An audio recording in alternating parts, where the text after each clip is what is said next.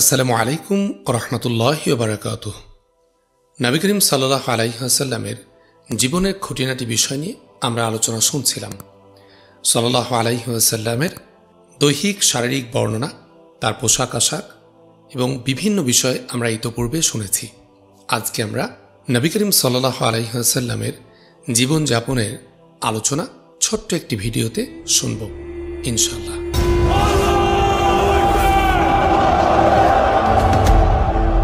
রাসূলুল্লাহ সাল্লাল্লাহু আলাইহি ওয়াসাল্লাম খুবই সাধারণ জীবনযাপন করতেন। মুহাম্মদ ইবনে সিরিন রাহমাতুল্লাহ আলাইহি থেকে বর্ণিত, তিনি বলেন, আমরা একদিন আবু হুরায়রা রাদিয়াল্লাহু আনহুর কাছে উপস্থিত ছিলাম।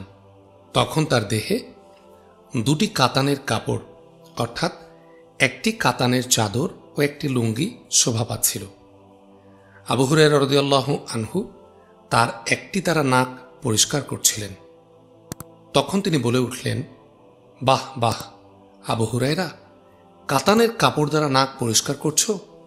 অথচ এক সময় এমন ছিল যখন আমি নিজে রাসূলুল্লাহ সাল্লাল্লাহু আলাইহি ওয়াসাল্লামের মিম্বর এবং আয়েশা রাদিয়াল্লাহু আনহা এর হুজরার পার্শ্বে পেটের জ্বালায় কাতর হয়ে অচেতন অবস্থায় পড়ে থাকতাম।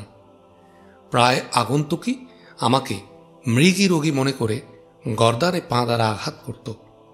প্রকৃতপক্ষে আমার মধ্যে উন্মাদনার লেশমাত্র ছিল না, বরং প্রচণ্ড ক্ষুধার জ্বালাতেই আমার এ অবস্থা হতো।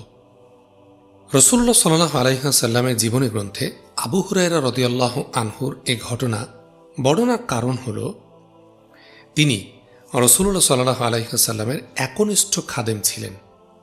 হযরত আবু হুরায়রা রাদিয়াল্লাহু আনহু ছিলেন আসহাবে সুফফার একজন সদস্য।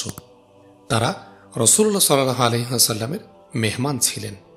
আর মেহমানের অবস্থা থেকে মেজবানের অবস্থা নির্ণয় করা যায়। অর্থাৎ মেহমান যেহেতু খাবারের জন্য কষ্ট করছেন, এতে সহজে অনুমান করা যায় যে মেজবান তথা নবী করিম সাল্লাল্লাহু আলাইহি ওয়াসাল্লামের ঘরে তখন পর্যাপ্ত খাবার ছিল না। আবু হুরায়রা রাদিয়াল্লাহু আনহুর উক্ত হাদিসে তার ইসলাম গ্রহণের পর প্রাথমিক সময়ের অবস্থা এবং পরবর্তী অবস্থার মধ্যে পার্থক্য করেছেন। এটা নবী করিম সাল্লাল্লাহু আলাইহি ওয়াসাল্লামের ইন্তিকালের পরের ঘটনা। নবী করিম সাল্লাল্লাহু আলাইহি ওয়াসাল্লাম তৃপ্তি সহকারে রুটি এবং গোশত ভক্ষণ করেননি। মালিক ইবনে দিনার রাদিয়াল্লাহু আনহু হতে বর্ণিত, তিনি বলেন, নবী করিম সাল্লাল্লাহু আলাইহি ওয়াসাল্লাম কখনো দাফাফ ছাড়া তৃপ্তি সহকারে রুটি এবং গোশত ভক্ষণ করেননি। মালিক ইবনে দিনার রাদিয়াল্লাহু আনহু বলেন, আমি এক বেদুইনকে জিজ্ঞেস করি, দাফাফ কি? সে বলল, মানুষের সাথে একত্রে পানাহার করা। যখন রাসূলুল্লাহ সাল্লাল্লাহু আলাইহি ওয়াসাল্লামের ঘরে মেহমান আগমন করত, তখন মেহমানের সাথে খাওয়ার সময় পেট পূর্ণ করে খেতেন, যাতে মেহমান ক্ষুধা রেখে তাড়াতাড়ি খাওয়া শেষ না করে।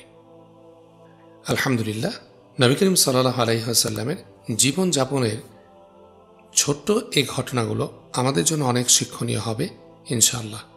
আশা করি ভিডিওগুলো আপনাদের অনেক ভালো লাগছে। আরও বেশি মানুষের কাছে পৌঁছে দেওয়ার জন্য শেয়ার করে সহযোগিতা করুন। আসসালামু আলাইকুম রহমতুল্লাহ।